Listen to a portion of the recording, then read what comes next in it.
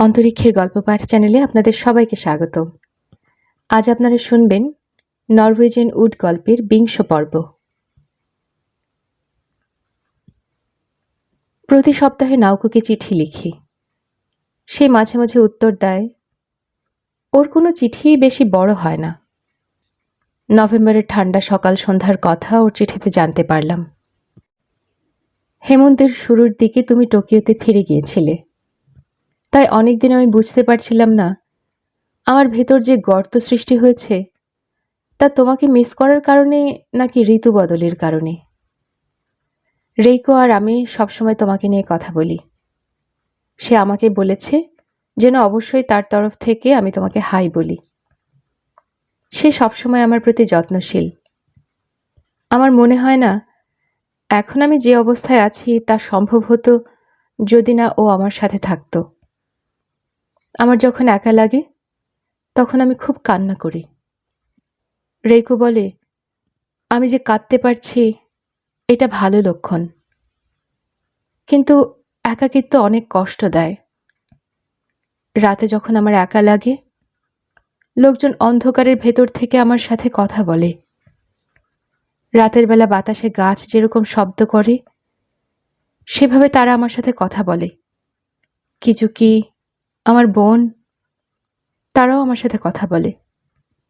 তারাও একাকী। তারা কাউকে চায় কথা বলার জন্য। যখন একা লাগে আর অনেক কষ্ট হয় তখন আমি মাঝে মাঝে তোমার পুরনো চিঠিগুলো আবার পড়ি। বাইরের অনেক ব্যাপার এমনিতে আমাকে বিভ্রান্ত করে দেয়, কিন্তু তোমার চমৎকার বর্ণনায় বইয়ের দুনিয়া আমাকে মুক্তি দেয়। অদ্ভুত লাগে।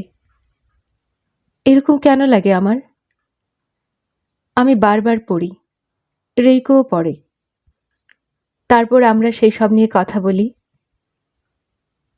ওই মিদুরির বাবার অংশটা আমার খুব ভালো লেগেছে।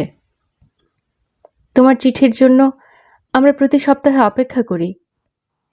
এরকম একটা জায়গায় তোমার চিঠি আমাদের কাছে বিনোদনের মতো।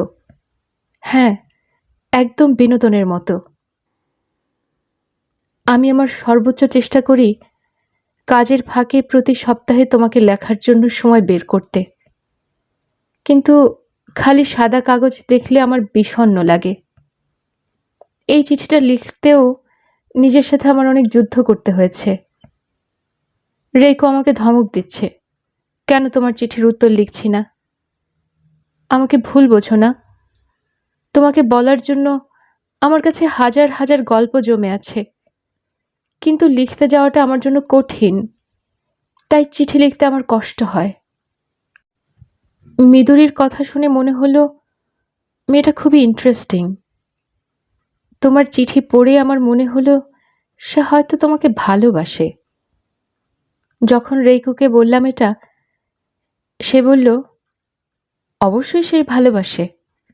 আমিও ওয়াতানাবেকে ভালোবাসি। আমরা প্রতিদিন মাশরুম তুলছি আর চেস্টনাট জড়ো করছি, আর প্রতিদিন খাচ্ছি। প্রতিদিন মানে প্রতিদিন। ভাতের সাথে চেস্টনাট, ভাতের সাথে মৎস্য থেকে মাশরুম। খেতে খুবই মজা, তাই বিরক্ত হচ্ছি না। রেইকো অবশ্যই বেশি খেতে পারে না। ও খালি একটার পর একটা সিগারেট খায়। পাখি আর খরগোশগুলোকে ভালো আছে। Good bye. আমার 20তম জন্মদিনের 3 দিন পর নাগপুর থেকে একটা প্যাকেজ পেলাম।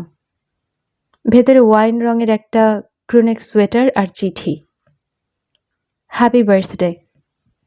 আশা করি তোমার 20তম বছর আনন্দের হবে। আমার নিজের 20তম বছর মনে হচ্ছে আমার মতোই বাজেভাবে শেষ হবে, কিন্তু আমি খুশি হব যদি তোমারটা সুখী হয় আমারটার সাথে। সত্যি, আমি আর রেইকো এই সোয়েটারের অর্ধেকটা করে বুনেছি। একা একা নিজে করলে আগামী ভ্যালেন্টাইন ডের আগে শেষ হতো না। ভালো অর্ধেকটা রেইকোর করা, খারাপ অর্ধেকটা আমার। রেইকোর যা করে খুব ভালোভাবে যত্ন করে করে। ওকে কাজ করতে দেখলে নিজের উপর ঘৃণা হয় আমার। আমি কোনো কাজ ভালো মতো পারি না। গুড বাই, ভালো থেকো। প্যাকেজের সাথে রেইকোর সেই ছোট্ট একটা চিঠি ছিল। কেমন আছো তুমি? তোমার জন্য নাউকো হয়তো সুখের পাহাড়, আমার কাছেও স্রেফ একটা বোকা বাচ্চা মেয়ে। তারপরেও তোমার জন্মদিনের আগে আমরা এই সোয়েটারটা শেষ করতে পেরেছি। সুন্দর হয়েছে কি? আমরা নিজেরা রং আর স্টাইল পছন্দ করেছি। Happy birthday. 1969-এর কথা ভাবলে আমার মাথায় যা আসে তা হলো জলাভূমি, একটা গভীর থকথকে জলাভূমি। প্রতিবার পা বাড়াতে গেলে যেন আমার জুতো চেপে ধরে। কাদার মধ্যে দিয়ে হেঁটে যেতে যেতে আমি ক্লান্ত হয়ে পড়ি। সামনে পেছনে সব দিকে অন্তহীন জলাভূমির অন্ধকার ছাড়া আর কিছু চোখে পড়ে না।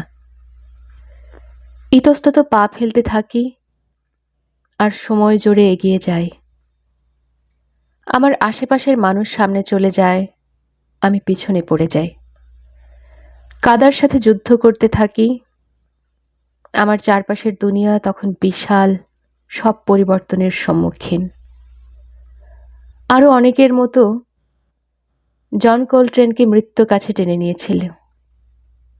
লোকজন গলা ফাটাচ্ছে এই বলে যে সামনে বিপ্লবী পরিবর্তন আসছে।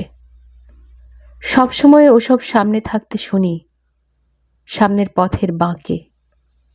কিন্তু অদল বদল যা হলো তা স্রেফ দ্বিমাত্রিক মঞ্চে।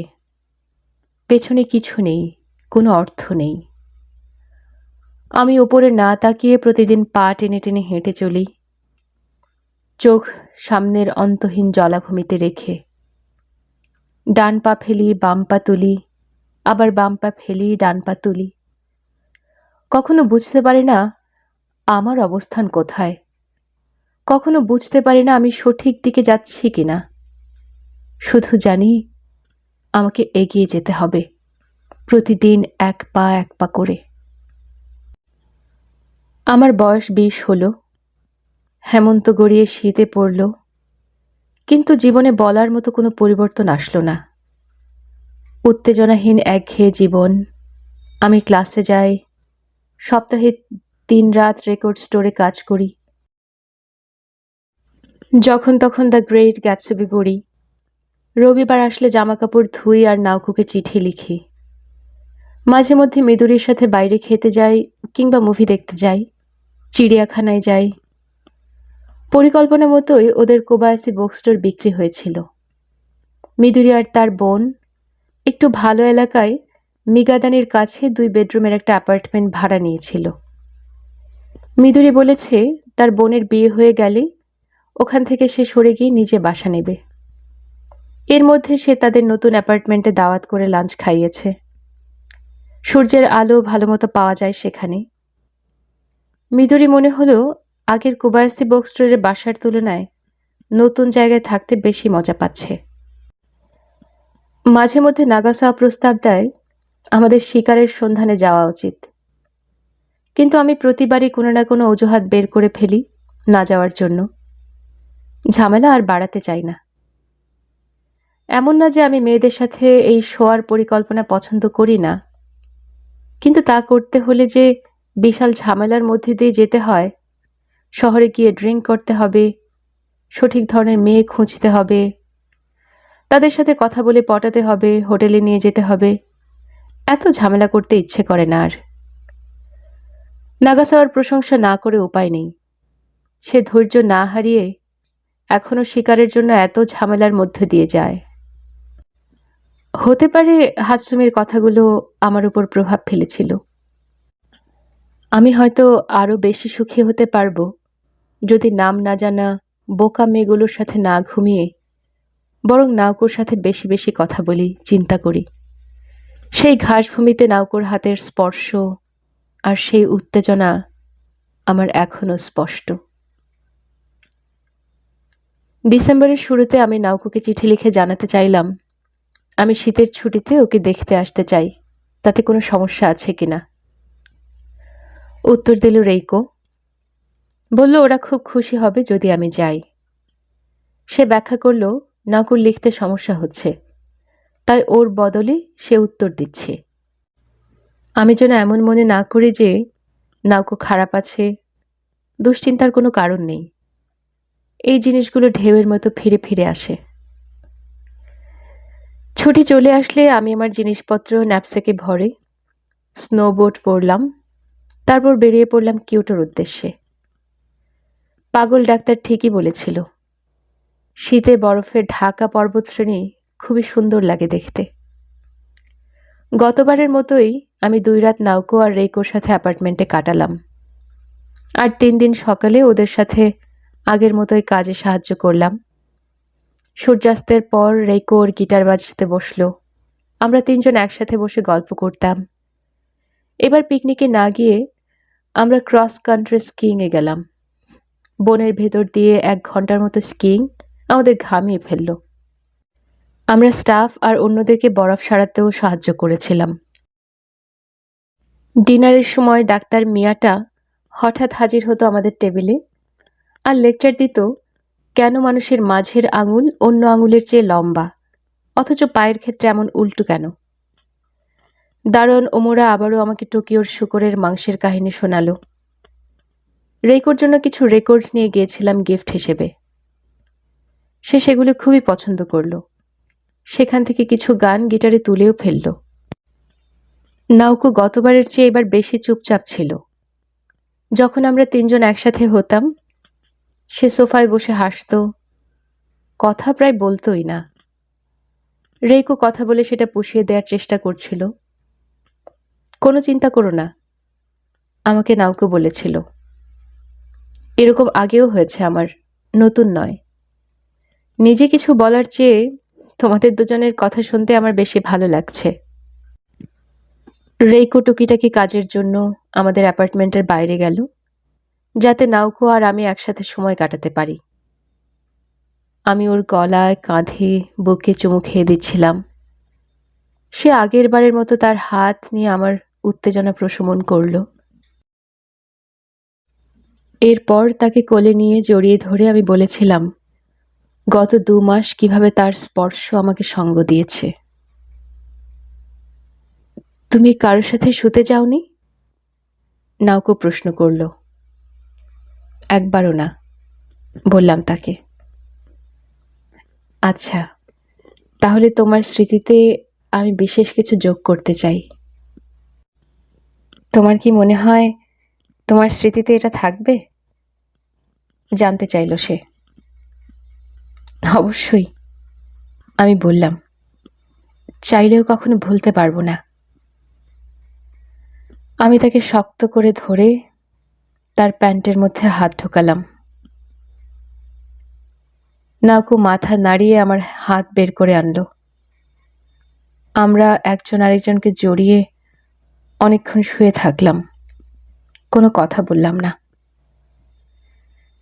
আমি ভাবছি শিক্ষাবর্ষ শেষ হলে ডর্ম থেকে বের হয়ে অ্যাপার্টমেন্ট নেব। বললাম, ডর্মে যথেষ্ট থেকেছি। আমি যদি পার্ট টাইম কাজ চালিয়ে যাই তাহলে আমার খরচ সহজেই বহন করতে পারবো। আগেও বলেছিলাম তোমাকে, তুমি কি টোকিও এসে আমার সাথে থাকতে পারবে? ওহ তরু, আমি খুব খুশি হব। তুমি আমাকে নিয়ে এরকম কিছু চাইছো। অনেক ধন্যবাদ। এমন না যে আমি মনে করছি এই জায়গাটা খারাপ, বললাম তাকে। জায়গাটা নিরিবিলি, আশেপাশের সবকিছু সুন্দর, আর রেইকো একজন চমৎকার মানুষ। কিন্তু এই জায়গায় বেশি দিন থাকার জন্য নয়। আমার মনে হয় এখানে যত বেশি থাকবে, কারো ছেড়ে যেতে তত বেশি সমস্যা হবে। উত্তর দেওয়ার বদলে নাউকো বাইরের দিকে তাকালো। জানালার বাইরে বরফ ছাড়া কিছুই ছিল না দেখার মতো। বরফের মতো মেঘগুলো আকাশের থেকে বিভিন্ন উচ্চতায় ঝুলছে। মেঘ আর মাটির বরফের মধ্যে পার্থক্য খুব কমই ছিল। সমস্যা নেই, সময় নাও, ভেবে দেখো, আমি বললাম। যাই হোক না কেন, আমি মার্চের শেষে বাসা নেব। তোমার যখন ইচ্ছা আমার কাছে আসতে পারো। নাওকো মাথা ঝাঁকালো।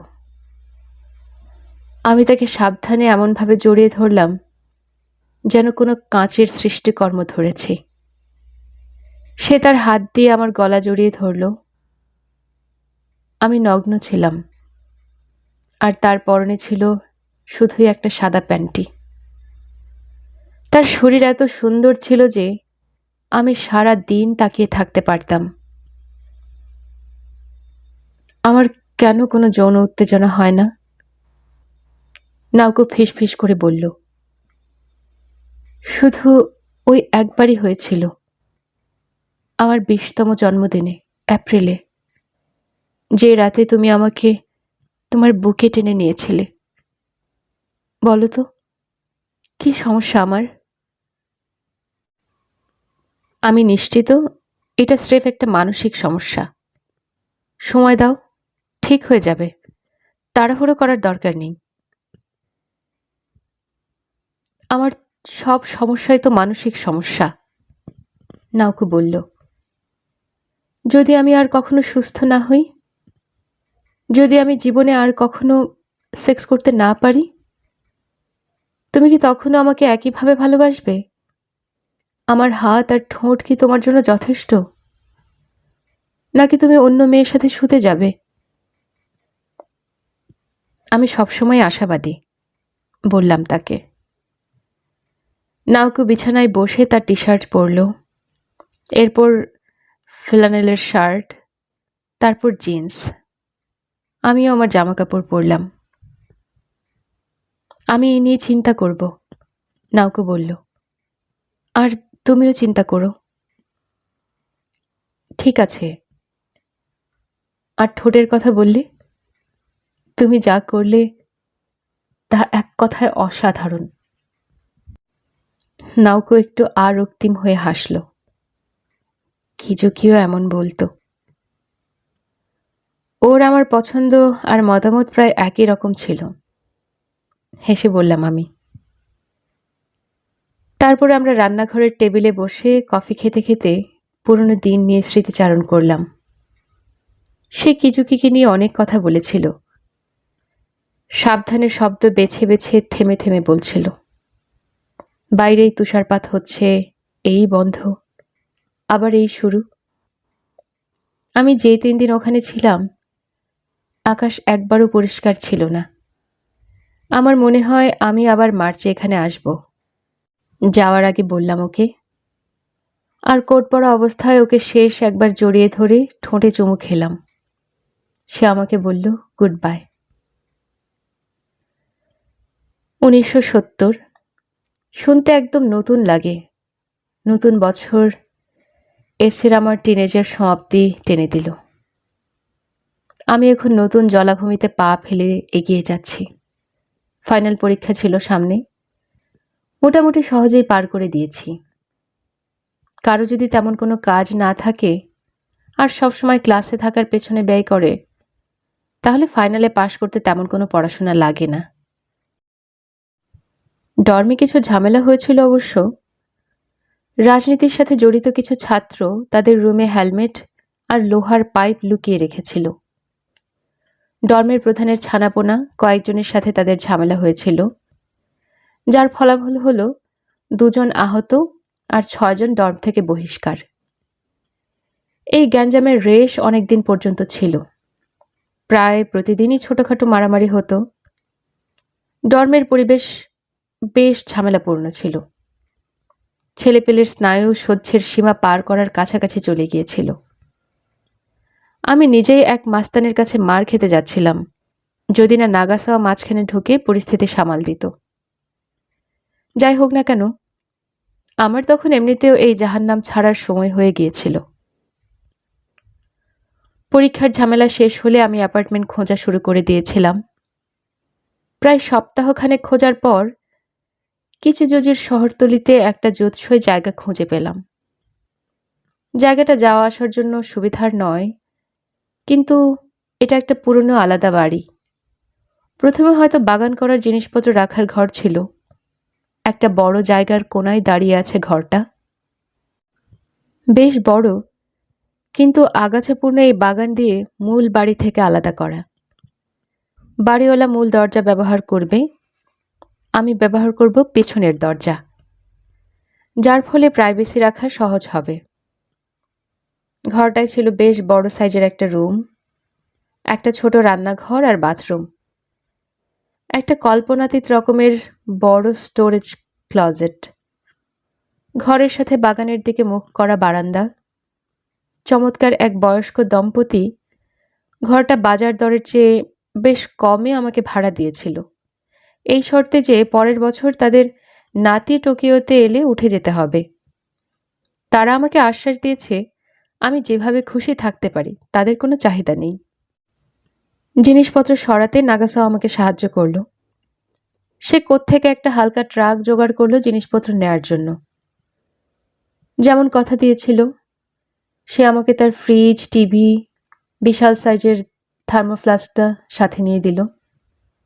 ওর হয়তো আর দরকার নেই, কিন্তু আমার প্রয়োজনের জন্য এগুলো একদম ঠিক আছে।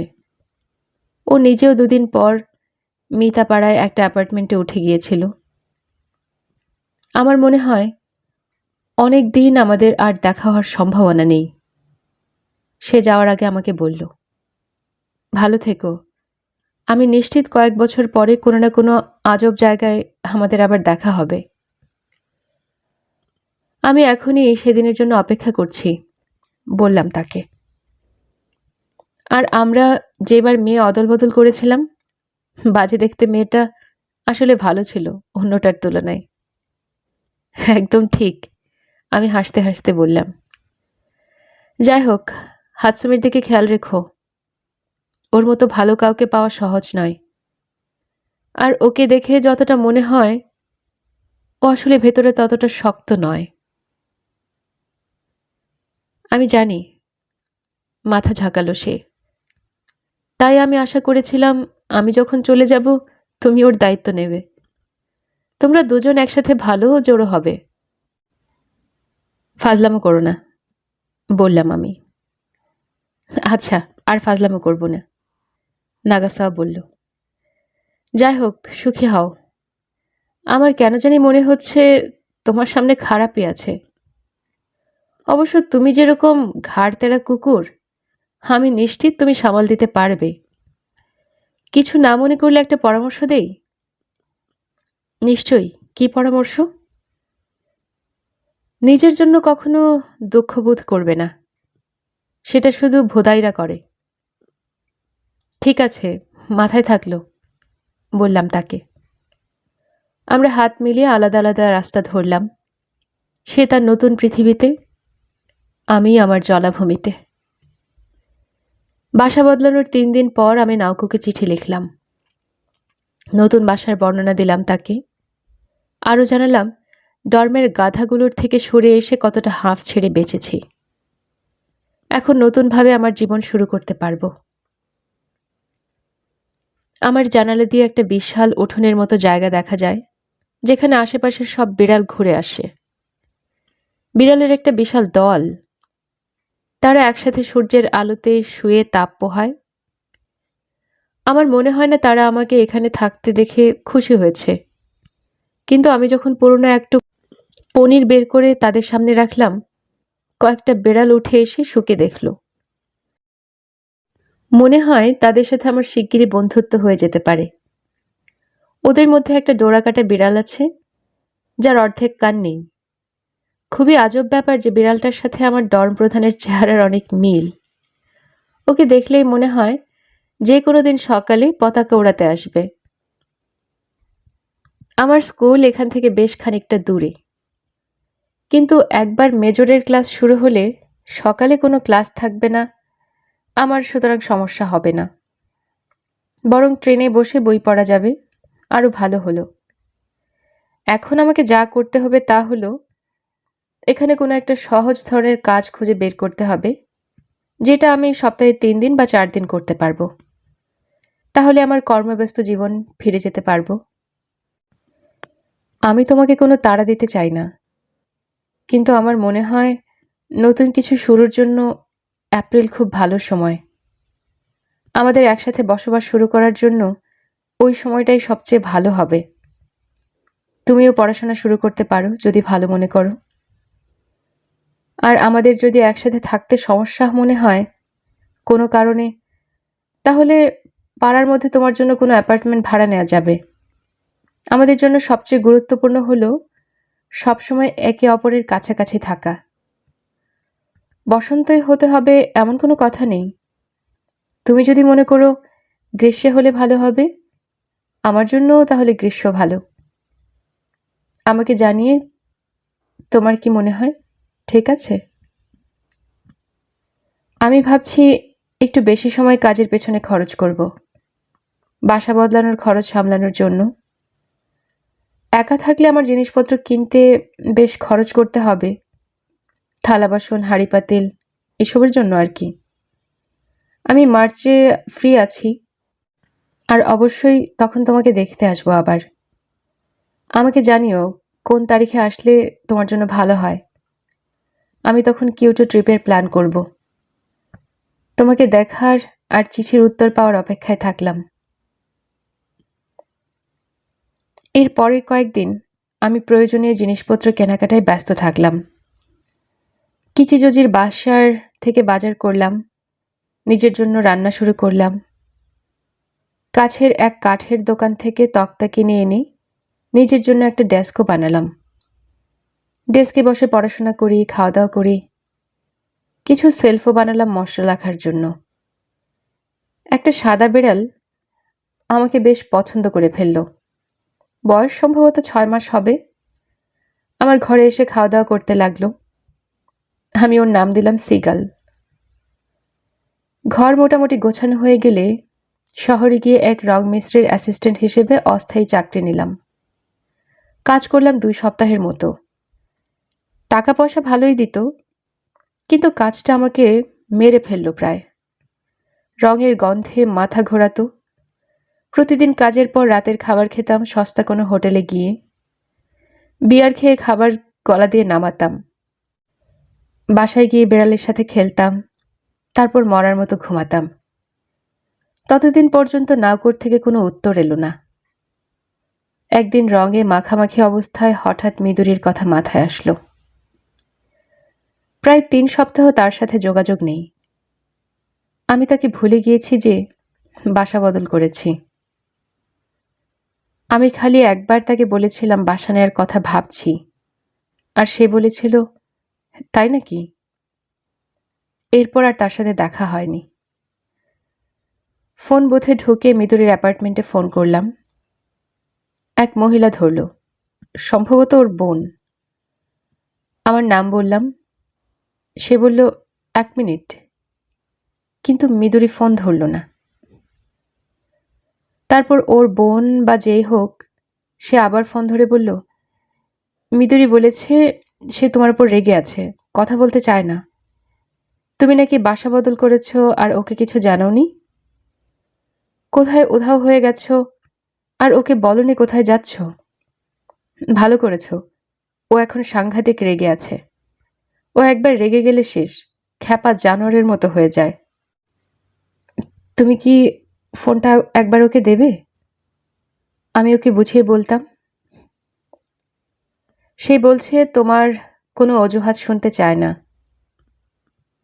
তাহলে তোমাকে বলি, তোমার জন্য ঝামেলা বাড়াতে চাই না, কিন্তু তুমি শুনে ওকে বলতে পারবে কি হয়েছে? আমি পারবো না, তোমাকে এ কাজ করতে হবে। কি ধরনের পুরুষ তুমি? তোমার দায়িত্ব এটা, তুমি নিজে গিয়ে ওকে বোঝাও। ভুল করো না আবার। আমি ওকে ধন্যবাদ দিয়ে ফোন রেখে দিলাম। মিদুরের রেগে থাকার যথেষ্ট কারণ আছে, আমি ওকে দোষ দিতে পারি না। বাসা বদল, গোছগাছ আর অতিরিক্ত টাকার জন্য কাজ করতে গিয়ে ওর কথা বেমালুম ভুলে গিয়েছি। এমনকি নাউকুর কথাও আমার মাথায় আসেনি। আমার জন্য এরকম নতুন কিছু নয়। আমি কোনো কাজে জড়িয়ে গেলে বাকি সবকিছু ভুলে যাই।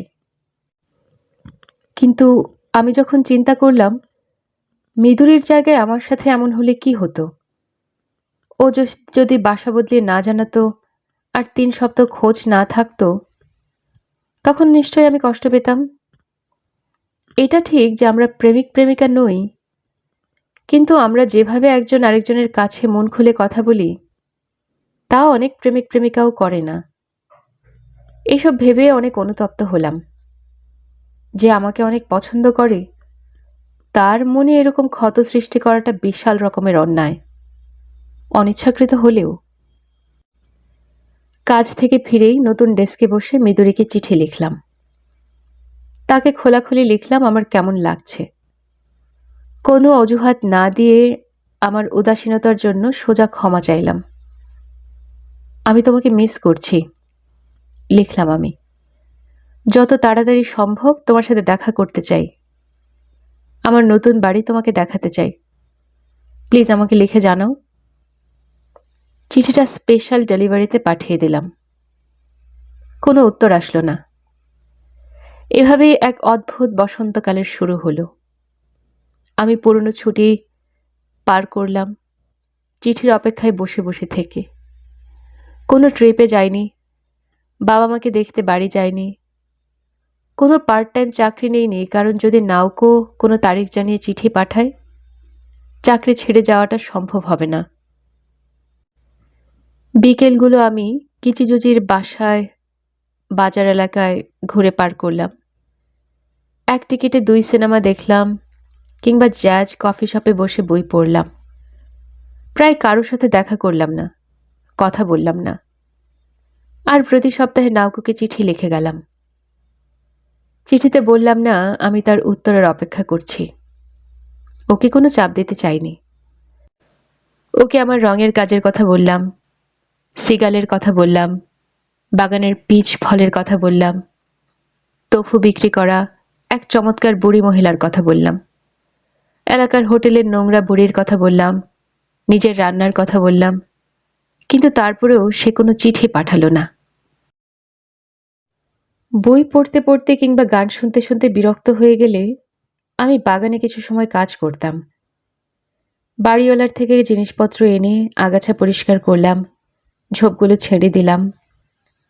উঠোনটা সুন্দর করতে ঠিক তেমন একটা কষ্ট করতে হলো না। একদিন বাড়িওয়ালা আমাকে চা খাওয়ার দাওয়াত দিল। আমরা মূল বাড়ির বারান্দায় বসে চা আর রাইস ক্রেকার খেতে খেতে গল্প করলাম। অবসর গ্রহণের পর তিনি একটি বীমা কোম্পানিতে চাকরি নিয়েছিলেন, সেটাও পরে ছেড়ে দিয়েছেন বলে জানালেন। এত বছর কাজ করে এখন একটু আরাম করতে চান। এই বাড়ি আর জমি তার পরিবারের কাছে অনেক বছর ধরে। তার ছেলেমেয়েরা সবাই বড় আর স্বাবলম্বী এখন। কোনো কাজ না করে তিনি এখন আরাম আয়েশে জীবন কাটাতে পারেন। তাই তিনি আর তার স্ত্রী এখানে একসাথে বিভিন্ন জায়গায় ঘুরে বেড়াচ্ছেন। দারুণ তো, বললাম আমি। আসলে দারুণ না, সে বলল। ঘোরাঘুরি করতে মজা লাগে না, এর চেয়ে কাজ করা ভালো। ভালো কোনো মালি পাওয়া যাচ্ছে না বলে তিনি বাগানটাকে ছেড়ে দিয়েছেন বন জঙ্গল হওয়ার জন্য। নিজেও কাজ করতে পারছিলেন না, কারণ তার আবার অ্যালার্জি আছে। ঘাস কাটলে হাঁচি শুরু হয়। চা খাওয়া শেষ হলে তিনি আমাকে নিয়ে ছোট একটা ছাউনির মতো গোদাম ঘর দেখালেন আর বললেন ভেতরের জিনিসপত্রগুলো চাইলে আমি আমার ইচ্ছে মতো ব্যবহার করতে পারি। আর বাগানের জন্য ধন্যবাদ জানালেন। আমাদের এসব জিনিস আর দরকার হয় না, যা খুশি নিতে পারো, বললেন তিনি। গোদাম ঘরের ভেতর হাজার ধরনের জিনিসপত্র ভর্তি। একটা পুরনো কাঠের তৈরি বাথটাব, বাচ্চাদের সুইমিং পুল, বেসবল ব্যাট, পুরনো একটা মোটরসাইকেল, ছোট সাইজের ডাইনিং টেবিল আর 2টো চেয়ার, একটা আয়না, একটা পুরনো গিটার। আপনার অসুবিধা না হলে আমি কিছু জিনিস ধার নিতে চাই, বললাম তাকে। যা খুশি নাও, তিনি আবারও বললেন। আমি একদিন পুরো ব্যয় করলাম মোটরসাইকেলের পেছনে। মরিচা তুলে বেয়ারিংয়ে তেল দিলাম, চাকায় বাতাস ভরে গিয়ারও ঠিক করলাম, নতুন গিয়ার লাগালাম রিপেয়ার শপে নিয়ে। কাজ যখন শেষ হলো তখন মোটরসাইকেলের চেহারা পুরোপুরি বদলে গেল। টেবিলটার উপর জমা পড়া ধুলোর স্তর পরিষ্কার করে নতুন একটা বার্নিশ দিলাম, গিটারের তার বদলালাম, আর এক জায়গায় খুলে গেছিল, সেখানে নতুন করে আঠা দিয়ে আবার জোড়া দিলাম। টিউনিংয়ের স্ক্রুগুলো খুলে মরিচা তুলে তুলে নতুন করে টিউন করলাম ওটাকে। তারপরেও তেমন উন্নতি হলো না, কিন্তু টিউনে রাখা গেল। খেয়াল হলো হাই স্কুলের পরে আমি আর গিটার হাতে নেইনি। বারান্দায় বসে দ্য ড্রিফটার্স আর আপ অন দ্য রুফ বাজানোর চেষ্টা করলাম আমার মন তো করে। অবাক হয়ে গেলাম যে কর্ডগুলো প্রায় সবই মনে আছে। এরপর বাতিল কাঠের তক্তা দিয়ে একটা চিঠির বাক্স বানালাম। ওটাকে লাল রং করেই নিজের নাম লিখে লাগিয়ে দিলাম বাইরের দরজায়। এপ্রিলের ৩ তারিখ পর্যন্ত একটা চিঠি আসলো। ডর্ম থেকে পাঠানো হয়েছে। হাই স্কুলের পুনর্মিলনী এমন অনুষ্ঠান যেখানে আর জীবনে যেতে চাই না। ওই ক্লাসের কিজুকির সাথে ছিলাম আমি। চিঠিটা ছুঁড়ে ময়লার ঝুড়িতে ফেলে দিলাম। এপ্রিলের ৪ তারিখে চিঠির বাক্সে আরেকটা চিঠি পেলাম। খামের ভেতরে রেইকো ইসিডা লেখা। আমি কাঁচি দিয়ে সাবধানে সুন্দর করে খাম কেটে চিঠিটা বের করলাম আর বারান্দায় বসে পড়তে লাগলাম। আমার কেন জানি মনে হচ্ছিল ভালো কোনো সংবাদ হবে না, আর তাই হলো। আমাকে ওর জায়গায় উত্তর দিতে বলা হয়েছে তোমাকে, কিন্তু যতবার আমি ওকে বলেছি তোমাকে উত্তরের অপেক্ষায় রাখাটা ভুল, ততবারই সে আমাকে বলেছে এটা তার খুব ব্যক্তিগত ব্যাপার, সে নিজে তোমাকে চিঠি লিখে জানাবে। তাই আমি আগে চিঠি লিখিনি। আমি দুঃখিত, আশা করি আমাকে ক্ষমা করবে। আমি জানি তুমি নিশ্চয়ই খুব কঠিন একটা মাস পার করেছ উত্তরের অপেক্ষা করে, কিন্তু বিশ্বাস করো, নাউকোর জন্য মাসটা কঠিন ছিল। আশা করি তুমি বুঝতে পারবে নাউকোকে কিসের মধ্য দিয়ে যেতে হয়েছে। ওর অবস্থা এখন ভালো নয়, তোমাকে সত্যি কথাটাই বলছি। সে তার মতো করে সর্বোচ্চ চেষ্টা করেছে উঠে দাঁড়ানোর, কিন্তু এখন পর্যন্ত ফলাফল সুবিধের নয়। পেছনে তাকালে আমি এখন বুঝতে পারি ওর সমস্যার প্রধান লক্ষণ ছিল চিঠি লেখার ক্ষমতা হারিয়ে ফেলা। এটা হয়েছে নভেম্বরের শেষে কিংবা ডিসেম্বরের প্রথম দিকে। তারপর সে দৈব কথা শোনা শুরু করল। যখনই সে চিঠি লিখতে যায়, কারা নাকি তার সাথে কথা বলতে থাকে, যে কারণে সে লিখতে পারে না। তারা তার শব্দ বাছাইয়ে বাধা দেয়। তোমার দ্বিতীয়বার আসা পর্যন্ত ব্যাপারটা ততটা খারাপ ছিল না, তাই আমিও তেমন গুরুত্ব দেইনি। এখানে আমাদের সবারই কম বেশি এই ধরনের লক্ষণ বৃত্তের মতো ঘুরে ঘুরে বারবার ফিরে আসে। যাই হোক, তুমি যাওয়ার পর ওর সমস্যা সিরিয়াস হয়ে গেল। ওর এখন সাধারণ কথাবার্তা বলতেও সমস্যা হচ্ছে। সে বলার জন্য সঠিক শব্দ বাছাই করতে পারে না, যার ফলে বিভ্রান্তিতে পড়ে বিভ্রান্তি আর ভীতি, পাশাপাশি অদৃশ্য কথাবার্তা ব্যাপারটা আরো খারাপ করে তুলেছে। আমরা বিশেষজ্ঞদের সাথে প্রতিদিন সেশন করছি। নাউকো, ডাক্তার আর আমি একসাথে বসে কথা বলি, বের করার চেষ্টা করি ওর ঠিক কোন অংশে সমস্যাটা হচ্ছে। আমি বুদ্ধি দিয়েছি তুমি থাকলে ভালো হতে পারে। ডাক্তারও একমত, কিন্তু নাউকো চাইছে না। আমি তোমাকে তার না করার কারণ বলি। আমি চাই তার সাথে দেখা হওয়ার আগেই আমার ভেতর থেকে এসব সমস্যা বেরিয়ে যাক। সেটা কোনো সমস্যা না, আমি তাকে বলেছি। সমস্যা হলো তাকে তাড়াতাড়ি সুস্থ করা। আমি তাকে জোর করেছি, কিন্তু সে মানতে রাজি নয়। আমার মনে হয় আমি তোমাকে একবার বলেছি, এটা কোনো বিশেষ হাসপাতাল নয়। আমাদের এখানে মেডিকেল স্পেশালিস্ট আছে তা ঠিক, আর তারা ঠিকমতো চিকিৎসাও দেয়, কিন্তু ইন্টেন্সিভ কেয়ার অন্য জিনিস। এই জায়গার উদ্দেশ্য হলো এমন পরিবেশ তৈরি করা যেখানে রোগী নিজেই নিজেকে সুস্থ করে তুলতে পারে। আর সেখানে সত্যি কথা বলতে মেডিকেল চিকিৎসা অন্তর্ভুক্ত নয়। এর মানে যদি নাউকোর অবস্থা আরো খারাপ হয়, তাহলে তারা হয়তো ওকে অন্য হাসপাতালে পাঠাতে বাধ্য হবে। যতই আমাদের কষ্ট লাগুক, এটা করতে হবে আমাদেরকে। বলা বাহুল্য, সে এখানে আর ফেরত আসতে পারবে না তখন। হয়তো সে সেখানে পুরোপুরি সুস্থ হয়ে যাবে, যে তার আর হাসপাতালে যাওয়ার প্রয়োজনই পড়বে না কখনো। ঘটনা যাই হোক না কেন, আমরা আমাদের মতো চেষ্টা করে চালিয়ে যাচ্ছি। নাউকেও তার মতো চেষ্টা চালিয়ে যাচ্ছে। তোমার জন্য উচিত হবে তার সুস্থতা কামনা করা আর চিঠি লেখা চালিয়ে যাওয়া। চিঠির তারিখ দেয়া মার্চ 31। চিঠি পড়া শেষ হলে আমি বারান্দায় বসে থাকলাম। বাগানে চোখ বোলালাম। বাগান এখন বসন্তের মতো সতেজ। একটা পুরনো চেরি গাছ, খুব শিগগিরই ফুল ফুটবে। হালকা বাতাস হচ্ছিল। দিনের আলো অদ্ভুত ঘোলা ধরনের। সবকিছু ধোঁয়াটে দেখাচ্ছিল চোখে। সিগাল আশেপাশে ঘোরাঘুরি করল। বারান্দায় রাখা কাঠের বোর্ডগুলো আঁচড়ালো। তারপর আমার পাশে এসে ঘুমিয়ে পড়ল চুপচাপ। আমি বুঝছিলাম আমার কিছু সিরিয়াস চিন্তা ভাবনার প্রয়োজন, কিন্তু কিভাবে করব বুঝে উঠতে পারছিলাম না। সত্যি বলতে, চিন্তা ছাড়া আর সবকিছু করতে আমি রাজি ছিলাম। একটা সময় আসবে যখন চিন্তা না করে উপায় থাকবে না। তখন আমি বড় করে সময় নিয়ে চিন্তা করব, কিন্তু এখন না, এখন করতে চাই না। আমি সারাদিন পিলারে হেলান দিয়ে বাগানের দিকে তাকিয়ে আর সিগালের গায়ে হাত বুলিয়ে কাটিয়ে দিলাম। নিজেকে পুরোপুরি শূন্য লাগছিল। বিকেল গভীর হলে সূর্যাস্ত এগিয়ে আসলো। নীলচে ছায়ায় ঢেকে গেল বাগান। সিগাল উধাও হয়ে গেলেও আমি চেরি গাছের দিকে তাকিয়ে থাকলাম।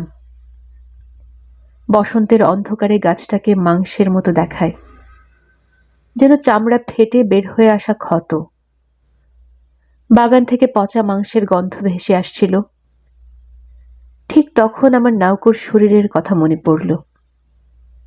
আমার সামনে অন্ধকারে নাউকুর শুয়ে থাকা সুন্দর শরীর।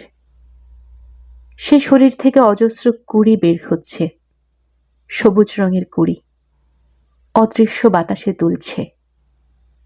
আমি ভাবলাম, এরকম একটা সুন্দর শরীরকেই কেন অসুস্থ হতে হবে? কেন তারা সবাইকে নাউকুকে মুক্তি দিচ্ছে না? আমি ভেতরে গিয়ে পর্দা টেনে দিলাম, কিন্তু ঘরের ভেতরেও বসন্তের গন্ধ থেকে মুক্তি নেই। মাটি থেকে ছাদ পর্যন্ত সবকিছুতে গন্ধ। কিন্তু আমার মনে যে গন্ধটা এসেছে, সেটা হলো পচা গলা দুর্গন্ধ। পর্দার ভেতর থেকে বসন্তের প্রতি আমার তীব্র ঘৃণা হতে লাগলো। ঘৃণা হতে লাগলো বসন্ত আমার ভেতর যা জমা করেছে তার জন্য, যে ব্যথা সৃষ্টি করেছে তার জন্য। আমি কখনো আমার জীবনে এত প্রবল কোনো কিছু ঘৃণা করিনি। পরবর্তী 3 দিন আমি যেন টানা সাগরের তল দিয়ে হাঁটলাম। লোকজন আমাকে কি বলছে আমার কানে ঢুকছিল না। আমার কথাও তারা বুঝছিল না। আমার সারা শরীর নিজের মধ্যে সিটিয়ে গিয়েছিল। আমার আর বাইরের পৃথিবীর মধ্যে সমস্যা সংযোগ যেন বিচ্ছিন্ন হয়ে গিয়েছিল। তারা আমাকে ছুঁতে পারছিল না, আমিও তাদেরকে ছুঁতে পারছিলাম না। আমি পুরোপুরি অসহায় হয়ে গিয়েছিলাম। যতক্ষণ সেভাবে ছিলাম, তারা কোনোভাবে আমার কাছে পৌঁছতে পারেনি।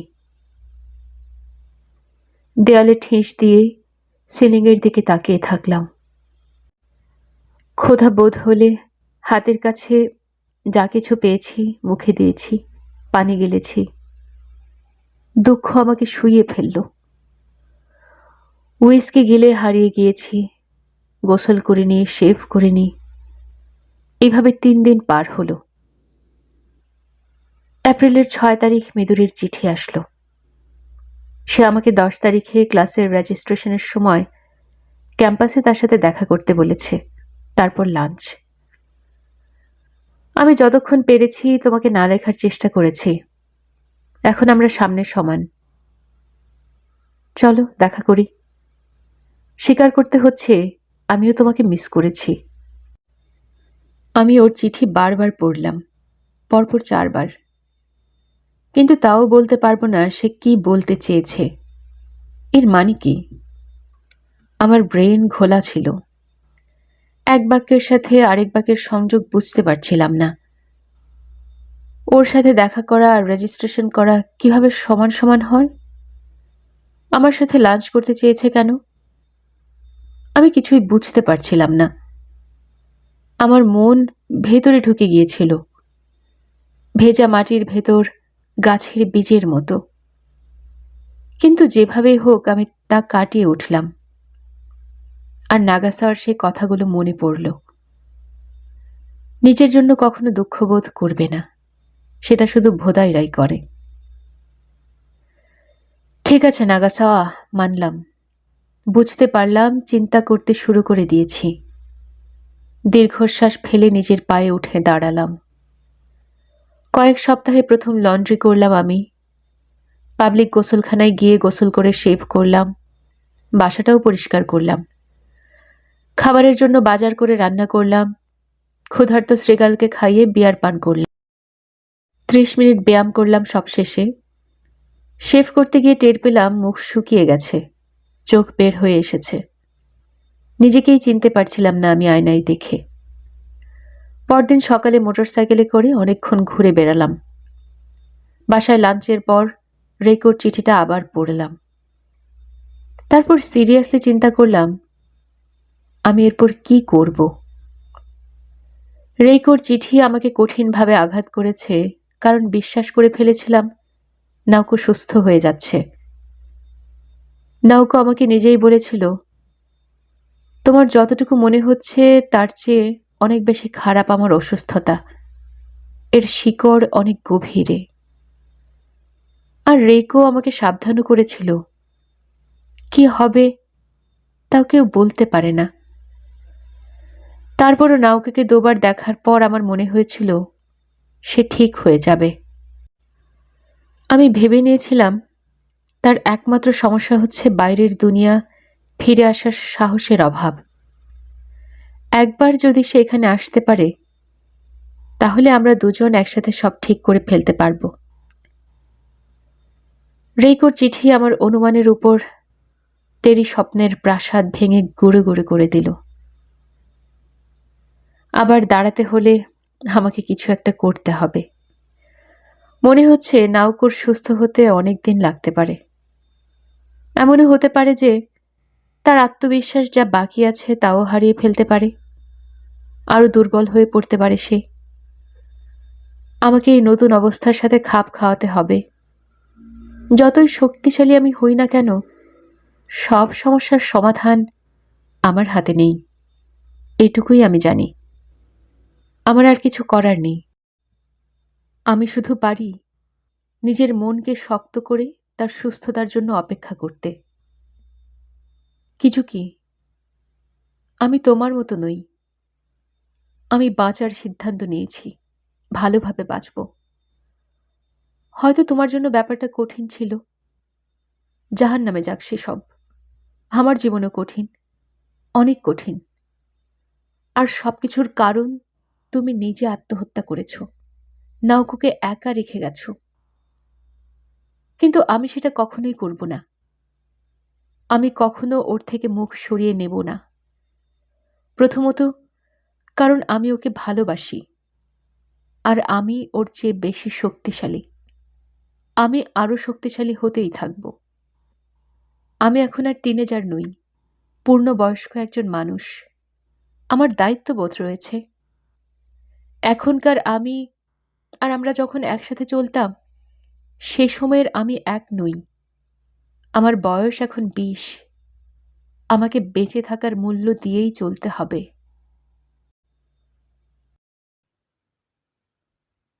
আপনারা শুনছিলেন নরওয়েজিয়ান উড গল্পের 20 পর্ব। আমাদের গল্প পাঠ আপনাদের ভালো লেগে থাকলে আমাদের চ্যানেলটিকে সাবস্ক্রাইব করে বন্ধুদের সাথে শেয়ার করবেন। ধন্যবাদ।